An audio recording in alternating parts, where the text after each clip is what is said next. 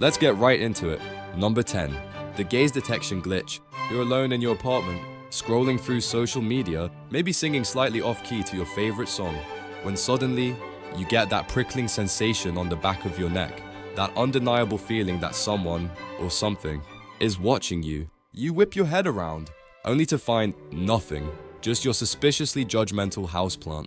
What gives? This isn't your ghost hunting aspirations kicking in, it's your brain's incredibly sophisticated, yet sometimes overly enthusiastic, gaze detection system working overtime. Your brain is wired to detect eyes and interpret where someone is looking.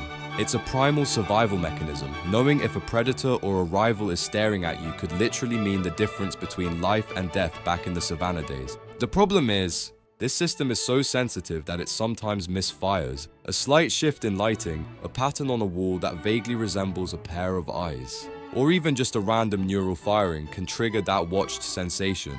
Your brain is essentially shouting, eyes, possible threat, engage paranoia protocol, even when there are no actual eyes within a 100-mile radius. It's like your internal alarm system is set to extra crispy, constantly detecting phantom intruders. Basically, your ancient survival instincts are still living rent-free in your head, making you feel like you're starring in your own low-budget horror movie, even when you're just trying to enjoy a quiet evening. Number 9.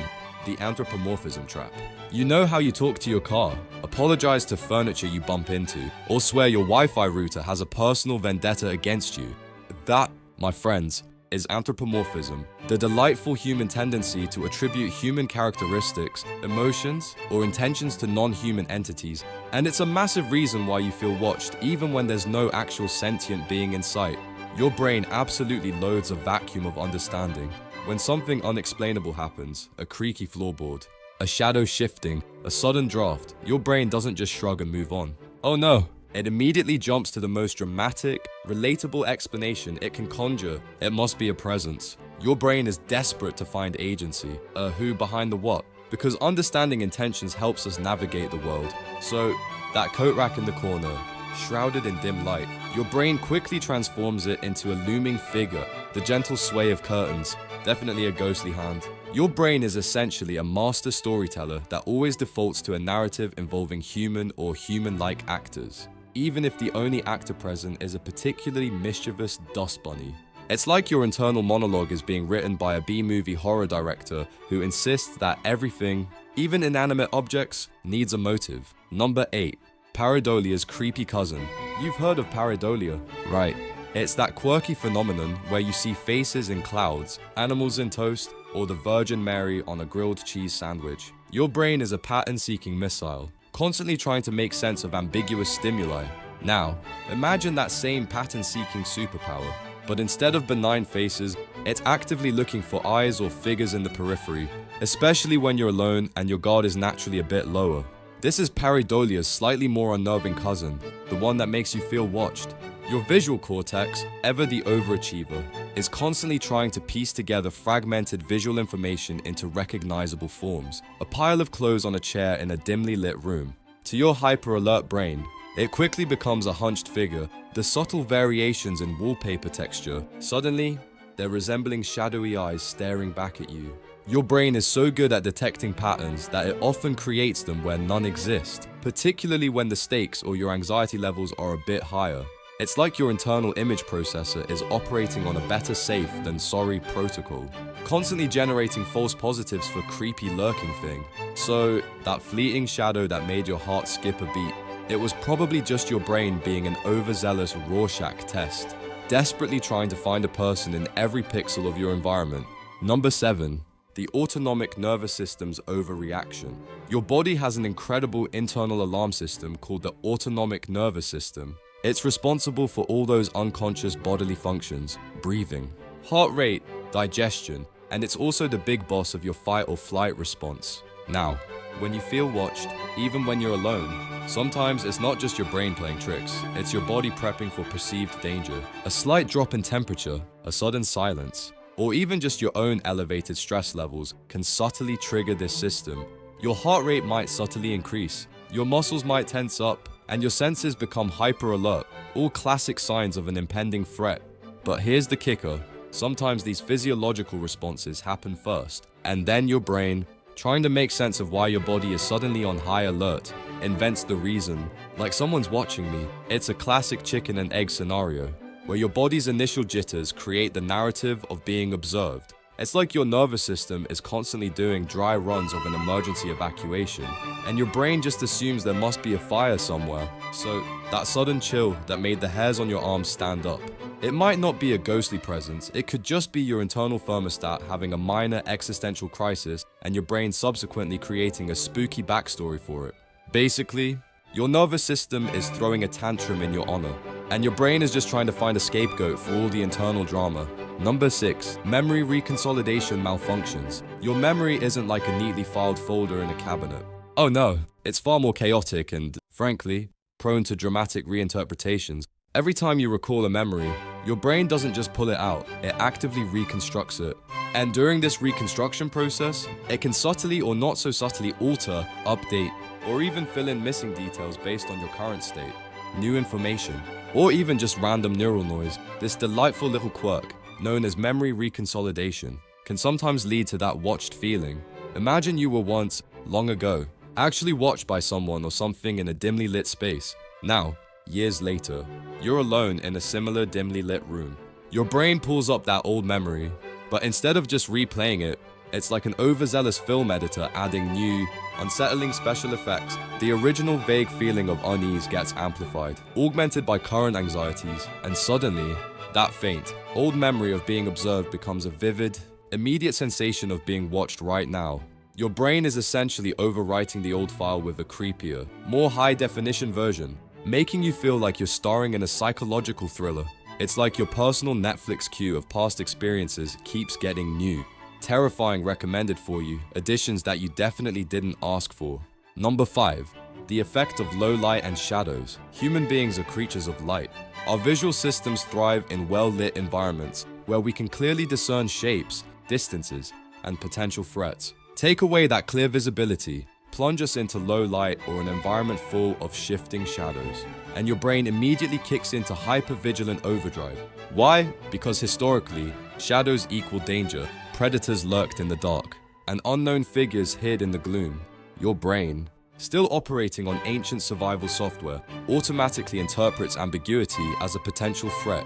A tree branch swaying against the window can become a menacing hand. A discarded jacket draped over a chair can morph into a crouching figure. The lack of clear visual information forces your brain to fill in the blanks. And guess what? It usually fills them with when you're alone and wired for survival.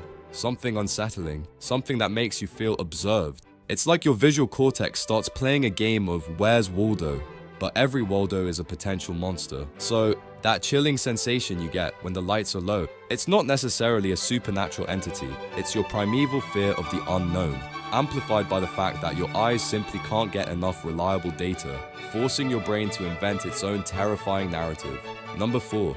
Inattentional blindness in reverse. You've probably heard of inattentional blindness, that bizarre phenomenon where you fail to see something completely obvious because your attention is focused elsewhere. Think of the classic gorilla in the basketball video. But what happens when your attention isn't focused, when you're just passively existing, and your brain is looking for something to focus on? Sometimes, that's when you feel watched. Your brain, desperate for a focal point, starts pulling at threads of sensory input that it would normally filter out. A faint creak of the house settling, the distant hum of traffic, the subtle shifting of air, these are all usually background noise. But when your attention isn't otherwise occupied, your brain magnifies these tiny, otherwise ignorable stimuli and tries to assign meaning to them. And because your primal brain is still obsessed with social threats, being watched is often the meaning it jumps to. It's like your internal sound engineer normally has all the background tracks muted, but when the main vocals stop, it suddenly boosts the volume on every ambient noise, making you believe there's a full orchestra of eerie sounds you never noticed before. So, that odd feeling of a presence when you're just zoning out. It might be your brain trying to create a narrative out of nothing, desperately searching for a plot in the mundane. Number 3. The echo of social anxiety. Even if you don't have a diagnosed anxiety disorder, a touch of social anxiety is pretty universal. We're constantly, if unconsciously, monitoring how others perceive us. We worry about judgment, about fitting in, about saying the right thing. Now, take that finely tuned social radar and remove all external stimuli. When you're alone, Your brain still has all the same neural machinery dedicated to social interaction, but with no actual people to interact with. It can sometimes turn inwards, or rather, create phantom social scenarios. That feeling of being watched can be the echo of your brain's social surveillance system, running in the background even when there's nothing to survey. You might be replaying a past social interaction, anticipating a future one, or just generally being hyper-aware of your own existence in space. Your brain, accustomed to being on socially, struggles to fully switch off, projecting its self-consciousness onto the empty room. It's like your internal social media feed is still refreshing, even when you've lost Wi-Fi, showing you phantom notifications of someone liking your presence. So, that feeling of unseen eyes scrutinizing your solo dance moves in the kitchen.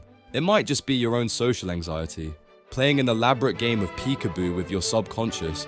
Number 2, the stranger at the window effect. This one is less about psychological trickery and more about deeply ingrained evolutionary programming. For millennia, humans were both hunter and hunted. Survival depended not just on seeing threats, but on anticipating them, on having a hair-trigger response to the slightest anomaly. One of the most effective ways to be aware of your surroundings, even when you're ostensibly safe indoors, is a phenomenon often called the stranger at the window effect, or more broadly, the inherent human sensitivity to being observed from a distance. Your brain possesses an incredibly specialized network of neurons, particularly in the superior temporal sulcus, that are dedicated almost exclusively to detecting faces and gaze.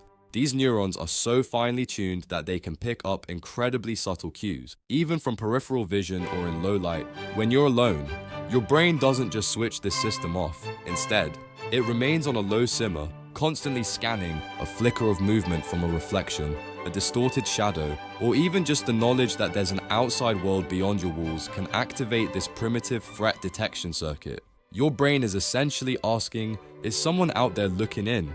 Is something approaching? It's a constant background scan, a relic from a time when ignoring such a feeling could mean becoming dinner. So, that feeling of external eyes on you, even when your curtains are drawn, it's your deep evolutionary past whispering a warning. Your brain doing its due diligence to ensure you're not about to become a historical footnote in the being eaten by a saber-toothed tiger archives. Number 1, the infamous infrasound illusion. Now, this is where things get truly bizarre, and it might just be the most mind-bending reason you feel watched. Prepare for infrasound. This isn't some spooky ghost whisper, it's sound. But it's sound at such a low frequency below 20 Hz that it's generally imperceptible to the human ear. You can't hear it, but your body can feel it. And when your body feels something but your ears don't register anything, your brain, ever the master of making sense of the nonsensical, starts looking for explanations. Infrasound can be generated by all sorts of mundane things. Distant storms, natural gas lines, faulty ventilation systems, even large vehicles passing by. But when your body is vibrating subtly from these inaudible frequencies, it can trigger a whole host of unsettling physiological and psychological effects. We're talking feelings of unease, anxiety, extreme sadness, chest pressure, shivers down the spine, and yes, that pervasive feeling of being watched or a presence. Some scientists even theorize that infrasound might be responsible for some alleged ghost sightings or feelings of supernatural encounters in old buildings. Where structural vibrations could create these low-frequency hums, your body is reacting to a physical stimulus, but your brain has no obvious source, so it defaults to the most primal, unsettling explanation it can conjure, an unseen entity. It's like your body is a giant subwoofer, rattling from a bass line you can't consciously hear, and your brain is convinced the house is haunted by a very specific, low-frequency ghost. That's all for today. I'll be making similar videos in the future. Subscribe to see them.